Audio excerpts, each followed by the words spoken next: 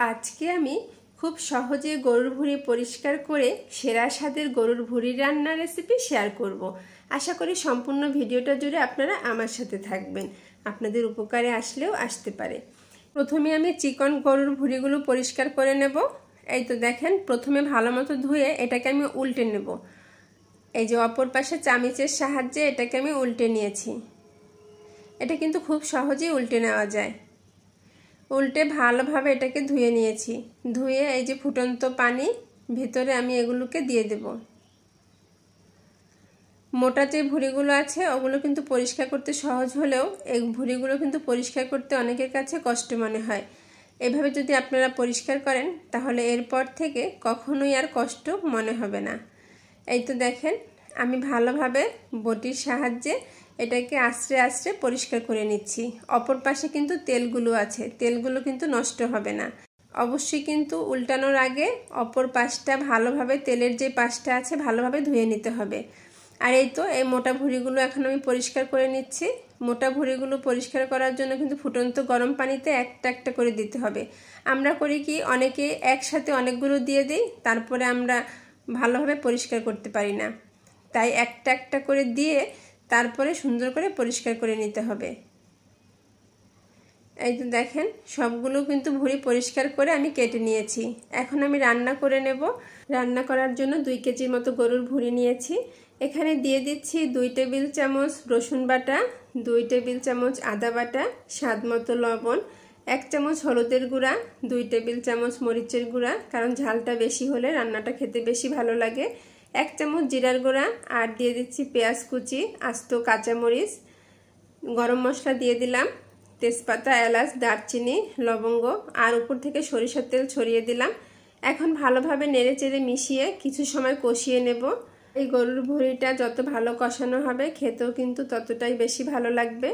আর এই গরুর ভুঁড়িটা কুচি করার পরে কিন্তু অবশ্যই হলুদ, লবণ আর গরম পানি দিয়ে ভালোভাবে ধুয়ে নিতে হবে।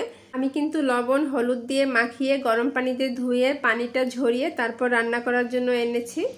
আসলে এই ভিডিওগুলো দেখাতে গেলে অনেক বড় হয়ে যাবে, তখন হয়তো আপনাদের দেখতেও ভালো লাগবে না, তাই এই পর্বটা স্কিপ করলাম আর এটা বলে দিলাম আপনাদের মাঝে। আর এই তো কষানো হয়ে গেছে। এখন আমি কিছুটা গরম পানি দিয়ে দিচ্ছি, দিয়ে নেড়েচেড়ে মিশিয়ে নিলাম। আর কিছুটা সময় জাল করে নেব, সেদ্ধ না হওয়ার পর্যন্ত। এটাকে কিন্তু প্রেসার কুকারেও সেদ্ধ করে নেওয়া যায় বা এভাবেও কিন্তু সেদ্ধ করে নেওয়া যায়। আমি কিন্তু প্রেসার কুকারের মাধ্যমেই সেদ্ধ করে নেব, যেহেতু আমি গ্যাসের চুলায় রান্না করি। যদি মাটির চুলায় রান্না করতাম তাহলে হয়তো এভাবেই সেদ্ধ করে নিতাম। এই তো প্রেসার কুকারের মাধ্যমে আমি সেদ্ধ করে নিচ্ছি। আর ওদিকে সেদ্ধ বসিয়ে দিয়ে এদিকে আমি একটা স্পেশাল মশলা তৈরি করে নিচ্ছি। এখানে হচ্ছে 1 চামচ ধনিয়া, 1 চামচ জিরা, আর 2টা শুকনো মরিচ, 2টা তেজপাতা, 2-3টা দারচিনি, আর হচ্ছে এলাচ আছে 2-3টার মতো। সবগুলো মশলা একসাথে দিয়ে ভালোভাবে একটু ভেজে নিচ্ছি। লবঙ্গ, গোলমরিচও আছে। এখন এই মশলাগুলোকে হালকা করে ভেজে একটু গুঁড়ো করে নেব। আর এদিকে দেখেন, গরুর ভুঁড়িটা কিন্তু সেদ্ধ হয়ে গেছে। এখানে কিন্তু বেশ কিছুটা পানি রয়ে গেছে, তাই পানিগুলোকে শুকিয়ে নেব। আর এই রান্নাটার টেস্ট আরও বাড়ানোর জন্য এখানে আমি একটা ফ্রাই প্যান নিয়ে নিয়েছি, আর তার ভেতরে কিছুটা তেল দিয়ে দিলাম। আর তেলটা একটু গরম হয়ে আসলে এর ভেতরে পেঁয়াজ কুচিগুলো দিয়ে দেব।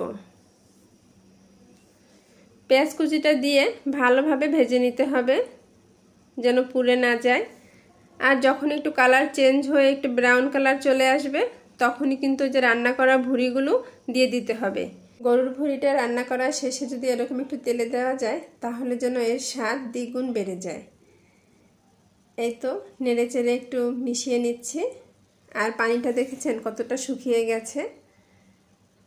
আর এর ভেতরে ওই যে স্পেশাল মশলাটা বানিয়ে রেখেছিলাম তার ভেতর থেকে উঁচু উঁচু 1 চামচ মশলা আমি দিয়ে দিলাম, গুঁড়া মশলাটা দিয়ে দিলাম। দিয়ে এখন ভালোভাবে নেড়েচেড়ে একটু মিশিয়ে নিচ্ছি। আপনারা যদি এটাকে একটু ভাজা ভাজা খেতে চান তাহলে আর একটু ভেজে নেবেন, আর যদি এরকম একটু ঝোল মাখা মাখা খেতে চান তাহলে কিন্তু এরকম নামিয়ে নেবেন। আমি কিন্তু এরকমই নামিয়ে নেব, কারণ আমার বাসার সবাই কিন্তু এরকমই পছন্দ করে। দেখেন, দেখতে যতটা লোভনীয় হয়েছে খেতে কিন্তু তার থেকে অনেক বেশি মজা হয়েছে। খুব সহজভাবেই কিন্তু গরুর ভুঁড়ি পরিষ্কার করে এরকম সেরা স্বাদের একটি গরুর ভুঁড়ি রেসিপি কিন্তু আপনারাও তৈরি করে নিতে পারেন। আশা করি আজকের ভিডিওটা আপনাদের খুব ভালো লেগেছে। যদি ভালো লাগে তাহলে লাইক কমেন্ট শেয়ার করে আমার পাশে থাকবেন। আপনি যদি ইউটিউব থেকে আমার ভিডিওটি দেখে থাকেন তাহলে চ্যানেলটি সাবস্ক্রাইব করবেন। আর যদি ফেসবুক পেজ থেকে আমার ভিডিওটি দেখেন তাহলে পেজটি ফলো দিয়ে আমার পাশে থাকবেন। আপনার সুন্দর একটি গঠনমূলক কমেন্ট আমাকে পরবর্তী ভিডিও তৈরি করতে উৎসাহিত করে। আর এতক্ষণ যারা আমার সাথে ছিলেন সবাইকে অনেক অনেক ধন্যবাদ জানিয়ে আজকের মতো বিদায় নিচ্ছি। আপনারা সবাই অনেক ভালো থাকবেন। আল্লাহ হাফেজ। আসসালামু আলাইকুম।